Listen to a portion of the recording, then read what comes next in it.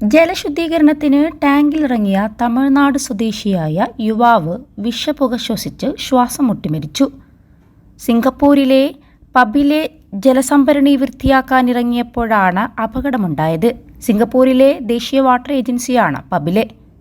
സിംഗപ്പൂരിലെ supersonic maintenance service clinic operations മാനേജറായ ശ്രീനിവാസൻ ശിവരാമനാണ് മരിച്ചത്. മെയ് 23-നാണ് സംഭവമുണ്ടായത്. ദേശീയ ജലവിതരണ അതോറിറ്റിയായ പബിൻ്റെ ചൊവ്വാചുക്കാങ് വാട്ടർ വർക്സിലെ ജലസംഭരണിയിലാണ് ശ്രീനിവാസനും 2 മലേഷ്യൻ ജീവനക്കാരും വൃത്തിയാക്കാനിറങ്ങിയത്. ജലസംഭരണിയിൽ വെച്ച് ഹൈഡ്രജൻ സൾഫൈഡ് എന്ന വാതകം ഇവർ ശ്വസിച്ചു. നിറമില്ലാത്തതും ചീഞ്ഞ മുട്ടയുടെ രൂക്ഷഗന്ധമുള്ളതുമായ കൊടും വിഷവാതകമാണ് ഹൈഡ്രജൻ സൾഫൈഡ്. ജലശുദ്ധീകരണ ശേഷം ഉണ്ടാകാറുള്ള ഒരു വാതകമാണ് ഹൈഡ്രജൻ സൾഫൈഡ്. ഉടനെ തന്നെ 3 പേരും ബോധരഹിതരായി വീണു. വേഗം ഇവരെ ആശുപത്രിയിലെത്തിച്ചെങ്കിലും ശ്രീനിവാസൻ ശിവരാമൻ മരിച്ചു.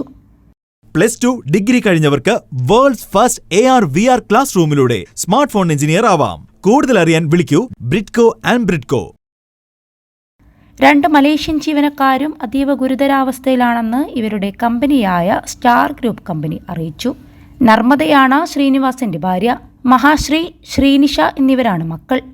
മെയ് 2-നാണ് ഭാര്യയും മക്കളും സിംഗപ്പൂരിലെത്തിയത്. ശ്രീനിവാസനും കുടുംബവും മെയ് 27-ന് അവധി ആഘോഷിക്കാൻ മലേഷ്യക്ക് പോകാനിരിക്കെയാണ് ഇങ്ങനെയൊരു ദുരന്തം.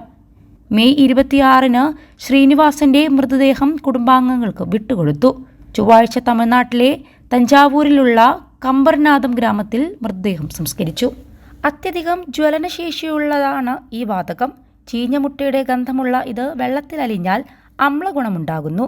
ലോഹങ്ങളുമായി പ്രവർത്തിച്ച് അതിന്റെ സൾഫൈഡുകൾ ഉണ്ടാക്കുന്നു.